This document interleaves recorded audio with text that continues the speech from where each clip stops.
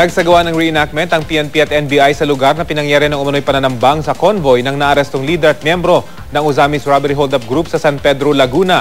May ulat on the spot si John Consulta. John? Rafi, kasama ng NBI, isang reenactment ang isinagawa ng fact-finding team ng PNP na binubuo ng matataas opisyal ng kapulisan kaugnay sa nangyaring insidente noong nakaraang Lunes ng gabi dito sa San Pedro, Laguna. Pasado alas 9 nang magsagawa ng reenactment ang fact-finding team ng PNP kasama ang NBI sa mismong site na pinangyarihan umano ng pananambang sa security convoy na sakay sina Wilfredo Panagolinga alias Kulot at Ricky Cadavero alias Kambal. Dakong alas 7:30 raw ng gabi sa bahaging ito ng Magsaysay Road nang bigla raw huminto ang van makaraang may mamataan na kahina-hinalang dalawang lalaki na nakamotor sa unahang bahagi ng kalsada. Maya-maya lang ay bigla raw nagpaputok ang back ride ng motor habang hawak ang baril sa kaliwang kamay. Dito na nagbabaan mula sa van ang mga member ng RSOG para idepensa ang kanilang pwesto. Habang nangyayari ito ay bigla na lang daw sinakal ni Cadavero at Panagolinga ang kanilang mga bantay na sina Senior Inspector Manuel Magat at Police Inspector Efren Oco na nakaupo sa kanilang unahan at inangkaraw ni Cadavero na kunin ang nakasokbit na kalibre 45 baril ni Oco. Pero nanlaban ito at nagawang makawala sa pagsakal, saka pumihit paharap kay Cadavero at doon na pumutok ang baril.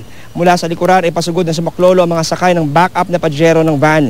Pero nang makita ang nangyari, mabilis na isinakay sina Cadavero at Panagolinga sa Pajero at itinakbo sa ospital. Tumanggi na magbigay ng pahayag ang fact-finding team ng PNP, Rafi, kaugnay sa kinalabasan ng reenactment at isasama raw ang mga detalye nito sa kanilang isusumiting report sa pamunuan ng PNP at DILG. Yan muna ang latest mula pa rin dito sa Laguna. Balik siya, Rafi. John, naka-factor in ba yung mga witness o yung account ng mga witnesses doon sa reenactment na ito? Ito side lang ito ng mga pulis.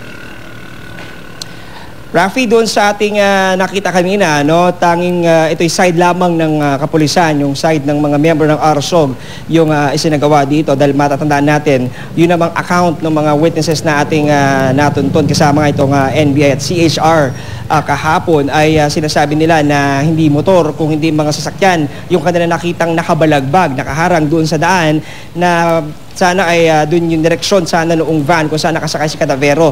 So aantabayan na natin, Rafi, kung magkakaroon pa ng isa pang reenactment para naman isagawa yung sinasabi ng mga witnesses na mga sasakyan ang nakaharang at nakita nga nila na isang naka-camouflage na lalaki ang nagpaputok sa direksyon ng parating na van kung saan sakay nga itong si Cadavero. Rafi.